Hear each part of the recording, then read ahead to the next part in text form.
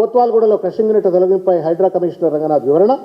కోత్వాల్గూడలో తొలగించిన అక్రమ crushing unit Tirumala metal ఇండస్ట్రీకి చెందింది. రాఘవ స్టోన్ క్రషర్ యూనిట్ తొలగించామని తప్పుడు ప్రచారం జరిగింది అని చెప్పని రంగనాథ్ గారు అప్పుడు పెట్టిందేమో మీడియా గ్రూప్లో పెట్టింది ఆయన PRO. I don't think that without the permission of the Hydraa commissioner PRO would have not kept it. Ranganath garu, you have to explain to the people, ఈ 3 గంటల కాలంలో నిన్ను ఎవరు బెదిరించినారు? ఎవరికి భయపడి నువ్వు ఈ రిజాయిండర్ ఇచ్చినావు?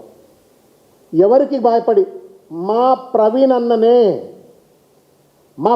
అన్ననే అక్కడ రాఘవ కన్స్ట్రక్షన్ సంబంధించిన కంటైనర్ పైన పెయింట్ వేస్తే ఆ పెయింట్ నాయన చేతితో తుడిపి చూపెట్టిండు. ఏమరా నాయనా మీరు, ఇగో ఇది కథ, ఏమరా నాయనా మీరు రాఘవ కన్స్ట్రక్షన్ కంటైనర్ ఉంటే దీనికి పెయింట్ వేసి ఎవరిని మభ్యపెట్టాలనే ప్రయత్నం చేస్తున్నారు అని చెప్పని దాన్ని చెడిపేసి మరి మా కృషాంక్ ఇలా జైల్లో ఉన్నాడు. మా కృషాంక్, మా ప్రవీణ్ అన్న ఇద్దరు కలిసి దీన్ని చూపెట్టిండ్రు.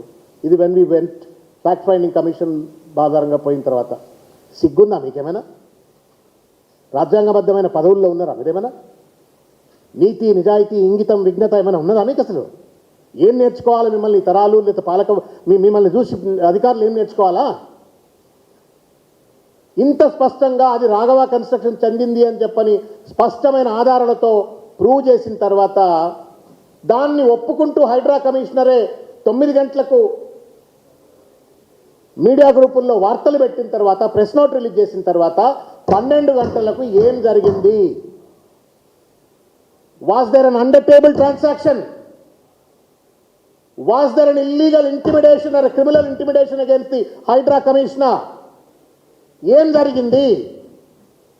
దేనికి హైడ్రా కమిషనర్ లొంగిపోయి ఈ రిజైండర్ ఇచ్చిండో తెలంగాణ సమాజానికి సమాధానం చెప్పాలని చెప్పని నేను కోరుతా ఉన్నాను. దిస్ ఇస్ అట్లీస్ట్ నేను తప్పు చేసినాడు, మా పిఆర్ఓ తప్పు చేసినాను కూడా చెప్పట్లేడు. అంటే ఇది కేవలం పొంగులేటి శ్రీనివాసరెడ్డి గారి యొక్క ఒత్తిడికి లోబడి హైడ్రా కమిషనర్ ప్రజలను తప్పుదోవ పట్టించేందుకోసం అని చెప్పని రాఘవ కన్స్ట్రక్షన్ను దోషిగా ప్రజల ముందు నిలబడటాన్ని నుండి తప్పియడం కోసం అని చెప్పని ఇవాళ ఒక తప్పుడు వ్యాఖ్యానాన్ని మళ్ళా ప్రజల్లోకి జొప్పించేట ఒక ప్రయత్నం చేయటం న్యాయమా sir? You are an IPS officer sir, Indian police service.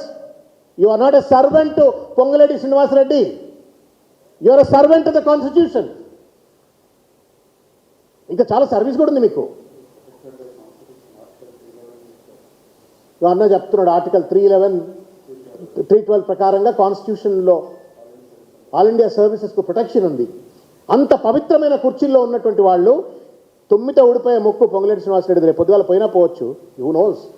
ఆయనను పట్టుకొని నువ్వు ఇవాళ నువ్వే కూల్చినా అని ఘనాపాటిగా అంత పెద్ద, ఇగో ఇది ఇంతకుముందు చెప్పినట్టుగా రాఘవ కన్స్ట్రక్షన్ కూల్చినా అని చెప్పని నువ్వే చెప్పి లేదు రాఘవ కన్స్ట్రక్షన్ లేదు, తూచ్ అంతా తూచ్ ఏం లేదు అక్కడ అని చెప్పని దాటవేత ధోరణి పాల్పడటం న్యాయమా? రంగనాథ్ గారు సమాధానం చెప్పండి. ఎవరు రంగనాథ్ గారి మీద ప్రివేల్ అవుతా ఉన్నారు? ఎవరు రంగనాథ్ గారి పైన ఒత్తిడి తీసుకొస్తా ఉన్నారు? ఎవరికి లోబడి రంగనాథ్ గారు ఈ యొక్క వైఖరిని తన యొక్క స్టేట్మెంట్ను మార్చుకున్నారు? ఎందుకు రాఘవ కన్స్ట్రక్షన్ను కాపాడాలని చెప్పని వాళ్ళ హైడ్రా ప్రయత్నం చేస్తుంది? దయచేసి సమాధానం చెప్పాలని చెప్పి నేను కోరుతా ఉన్నాను. You owe an explanation mister Ranganath.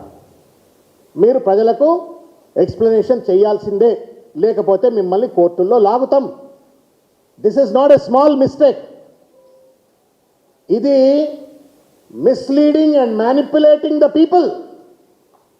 ప్రజలను వంచనకు గురి చేసినట్టే ఇది. If a IPS officer indulges in such kind of a manipulation, ఎవడుగా పడాలి తెలంగాణనిగా? ఎవడుగా పడాలి తెలంగాణనిగా? సిగ్గు ఎగ్గు లేకుండా మంత్రుల కుర్చీలో కూర్చున్నట్టు రియల్ ఎస్టేట్ దందాలకు పాల్పడతా ఉన్నారు, అక్రమ మైనింగ్ పాల్పడతా ఉన్నారు. వాళ్ళపైన చర్యలు తీసుకోవాల్సిన బాధ్యత కలిగినటువంటి ఒక ఐఏఎస్ ఐపీఎస్ అధికారులే ఒకవేళ కనుక ఈ రకమైనటువంటి ఒక బానిసత్వ మనస్తత్వానికి గురవుతూ ఈరోజు ఇంత చిల్లర వేషాలు చేయటం న్యాయమా అని చెప్పని నేను అడుగుతా ఉన్నాను. ఇకపోతే రెండో విషయం నేను అడుగుతా ఉన్నాను. హైడ్రా కమిషనర్ గారు మీరు సమాధానం చెప్పాలా, ముఖ్యమంత్రి రేవంత్ రెడ్డి కూడా సమాధానం చెప్పాలా. 2 నెలల పాటు మీరు ఎందుకు మౌనంగా ఉన్నారు? రేవంత్ రెడ్డి గారు, హైడ్రా గారు దయచేసి సమాధానం చెప్పండి అని నేను కోరుతా ఉన్నాను. కూల్చినావు, సంతోషం. వాడు దొబ్బుకపోయింది కదా ఇప్పటికే.